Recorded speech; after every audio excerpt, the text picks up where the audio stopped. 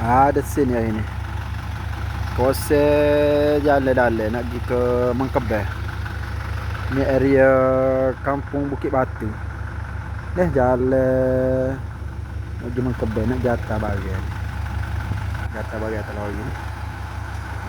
Bahagian ni nak jatah ke Jabat Risda di Mangkabeh.